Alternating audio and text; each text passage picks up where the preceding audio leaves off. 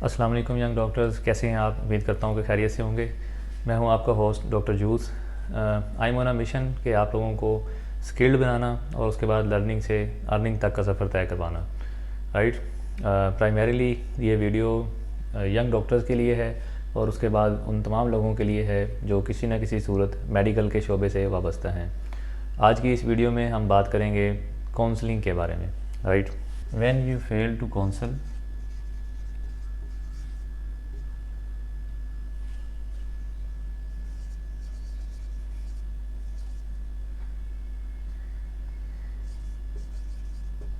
people fail to live. Right. This is the importance of counselling. अगर आप counselling ठीक नहीं कर सकते तो हो सकता है कि आप किसी पेशेंट को खो दें। It's quite possible. राइट। तो काउंसलिंग जो है हमारे यहाँ अनफॉर्चुनेटली इस पर कोई इतना स्ट्रेस नहीं किया जाता, कोई फोकस नहीं किया जाता, हमारा ध्यान नहीं होता इस तरफ। बस हम समझते हैं कि सब कुछ ऑटोमेटिकली हो जाएगा, लेकिन एक्चुअली ऐसी बात नहीं है। राइट। तो काउंसलिंग के लिए कुछ प्री रिक्विजिट्स होते हैं। इसका मतलब ये है कि आपने काउंसलिंग जब करनी है तो उसके लिए प्राइवेसी मेंटेन रखना ज़रूरी है। राइट। किसी पेशेंट से जब आप सारे वार्ड के सामने या किसी रश वाली जगह पे बात करेंगे तो उसका इफ़ेक्ट और होगा, और जब आप उसको प्राइवेसी देने के बाद जब उससे आप बात करेंगे तो उसका इफ़ेक्ट और होगा। Right, definitely. तो आपने इस बात का ख्याल रखना है। आप ये ध्यान में रखें कि ये जो अगला पेशेंट है ये हो सकता है मेरा अंकल हो या हो सकता है कि मेरे वालिद साहब हो, तो आप उनसे कैसे बात करना चाहेंगे। राइट। जब आप इस चीज़ को जहन में रखेंगे तो चीज़ें खुद ब खुद आसान हो जाएंगी। तो प्री रिक्विजिट्स में यही है कि अगर आप प्राइवेसी मेंटेन कर सकते हो अलहदा से, अगर वो फिज़िबल हो तो जस्ट गो फॉर इट।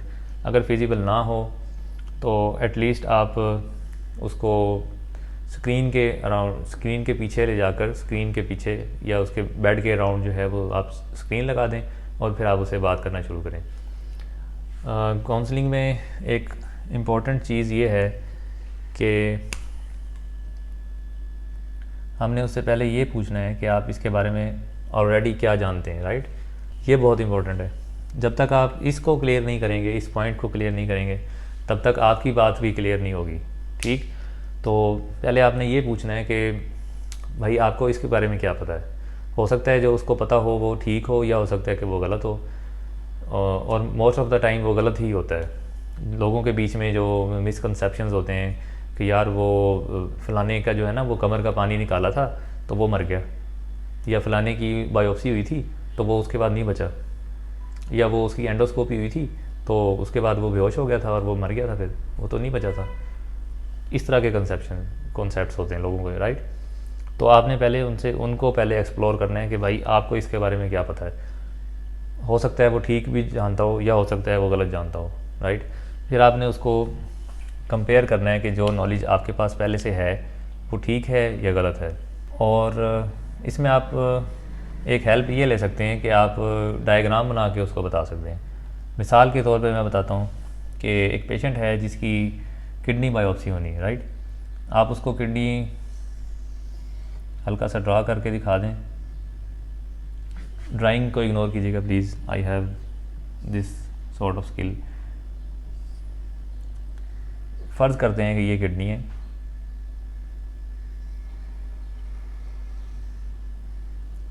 ये वाला पोर्शन इसका कॉर्टेक्स है,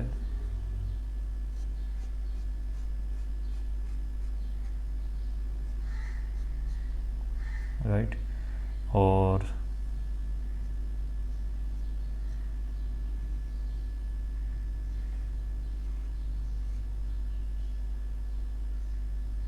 ये इसका मेडुला,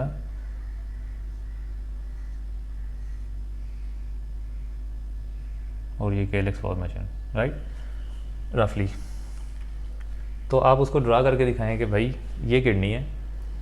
हमने क्या करना है, हमने एक नीडल लेनी है और उसको हमने आपकी किडनी से एक छोटा सा हिस्सा लेना है। राइट।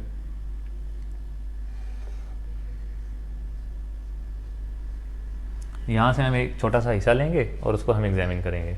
उसको थोड़ा सा प्रोसीजर भी समझा दें कि जब हम आपके साथ आपका ये टेस्ट करेंगे तो आपको उल्टा लिटाएंगे, आपका ब्लड प्रेशर पहले ले लेंगे और तसल्ली कर लेंगे कि आप उस वक्त ठीक हैं बिल्कुल, आपकी सैचुरेशन वगैरह भी देख लेंगे। उसके बाद हम आपको लोकल एनेस्थेटिक दे देंगे और एंटीसेप्टिक मेजर्स के बारे में भी उसको अश्योर करवा दें कि आपको इन्फेक्शन का इंशाल्लाह कोई चांस नहीं होगा।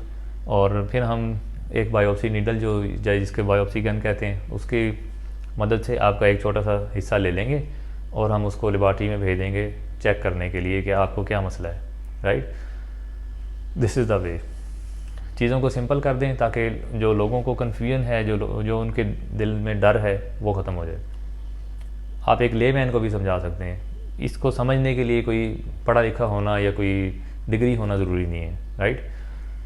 उसके बाद आप उनको समझा दें कि इससे एसोसिएटेड कॉम्प्लिकेशन क्या हो सकती हैं।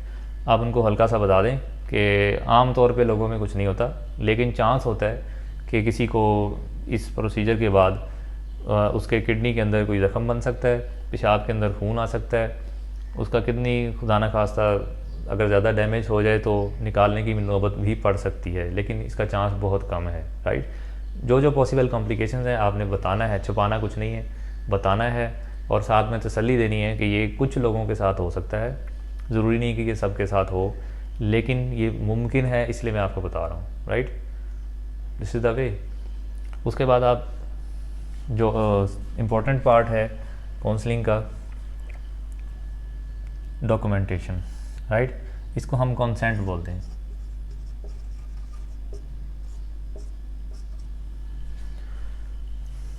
पहले आपने उसको एथिकली क्लियर कर दी बात कि और उससे पूछ लिया कि आप इसके बारे में क्या जानते हैं, फिर आपने बता दिया कि आपके साथ क्या होने वाला है, राइट, और उसकी क्या क्या मुमकिना कॉम्प्लिकेशन हो सकती हैं, ज़रूरी नहीं कि हों लेकिन पॉसिबल है।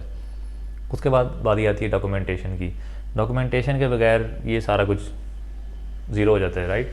तो डॉक्यूमेंटेशन इसको हम कंसेंट बोलते हैं। आइडली ये होना चाहिए कि पहले पेशेंट को एजुकेट किया जाए और उसके बाद हम उससे कंसेंट की बात करें। हम क्या करते हैं, हम उसको कंसेंट पहले पकड़ा देते हैं कि भाईजान ये टेस्ट होना है, ये आपने करवाना है तो हमें साइन दे दें, दैट्स इट।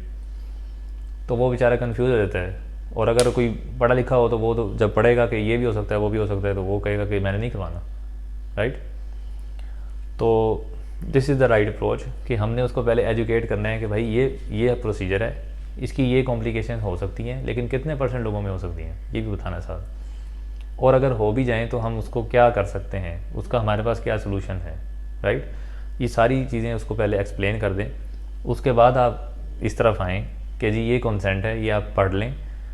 अगर आप नहीं पढ़ सकते तो मैं आपको पढ़ के सुना देता हूँ कि ये चीज़ें लिखी हुई हैं, और एंड में आप हमें साइन दे दें, और नीचे वो जो डॉक्टर या स्टाफ नर्स होगी वो अपना sign stamp with time and date कर देगी, तो ये डॉक्यूमेंटेशन हो जाएगी। इसके बाद आप प्रोसीजर कर सकते हैं। या मिसाल के तौर पे अगर किसी पेशेंट की एलपी करनी है, जिसे लंबर पंक्चर बोलते हैं, तो उसमें भी आप इसी तरह से पहले उसको प्राइवेसी मेंटेन रखते हुए आप उसको बताएं कि जी आपको ये मसला है, आपको ये बीमारी लाहक है और हम इस बीमारी की तशख़ीस करना चाहते हैं। उसके लिए एक टेस्ट होता है जिसमें हम कमर का पानी निकालते हैं, राइट। वो आप एक डायग्राम बना के उसको बता दें कि ये रीढ़ की हड्डी है और ये हराम मगज़ है जिसे स्पाइनल कॉर्ड बोलते हैं, और हमने एक नीडल डाल के वहाँ से पानी निकालना है और उसको चेक करना है लेबॉर्ट्री में, ताकि हमें पता चल सके कि आपको क्या बीमारी है, उस पानी के अंदर कौन से जरासीम हैं, उसके मुताबिक हम आपका इलाज करेंगे, राइट। तो दिस इज़ द वे। और उससे पहले पूछ लेना है कि आपको इसके बारे में क्या पता है, वो आपको बताएगा कि उसको क्या पता है। हो सकता है कि वो कोई बहुत ही अजीब बात करे, लेकिन आपने तहम्मुल से सुन लेनी है बात, और उसके बाद बताना है कि जी ये जो आप बता रहे हैं ना, ऐसी बात है नहीं, हकीकत में ऐसा नहीं है, हकीकत में ऐसा है जो मैं बताता हूँ, राइट। उसके बाद आप उसको डॉक्यूमेंट कर दें कि जी मैंने आपको जो चीज़ें बताई थी वो यहाँ लिखी भी हुई हैं, अगर आप पढ़ना चाहें तो पढ़ लें और उसके बाद मुझे साइन दे दें, तो फिर हम आपका टेस्ट कर लेंगे, right. This is the right way. मेरा मकसद है आप लोगों को स्किल्ड करना, एजुकेट करना इन चीज़ों के बारे में, क्योंकि आप अभी नए हैं इस फील्ड में, आपका पूरा कैरियर है आगे, लोग बहुत आगे जाके ये चीज़ें समझ सकते हैं। This is the part of communication, right. Communication की बड़ी वर्कशॉप्स होती हैं और उसके बाद जाके लोगों को समझ आती है कि अच्छा यार यूँ करना था। तो मेरी कोशिश है कि आपको इस लेवल पे ही समझा दिया जाए ताकि आप इसको अप्लाई करें, इससे दूसरों का फ़ायदा होगा और डेफ़िनेटली आपका भी फ़ायदा होगा। अगर इसमें कोई सजेशन हो, कोई क्वेश्चन हो तो नीचे कमेंट्स में ज़रूर आप शिरकत कर लीजिएगा। उम्मीद करता हूँ कि आपको इससे फ़ायदा हुआ होगा। तो अगर आपको अच्छी लगी हो तो इसको शेयर कर लीजिएगा और लाइक कर दीजिएगा। चैनल को सब्सक्राइब कर लीजिएगा ताकि आपको नेक्स्ट आने वाली वीडियोस टाइमली मिल सकें। मैं हूँ डॉक्टर जूस। अल्लाह हाफ़िज़।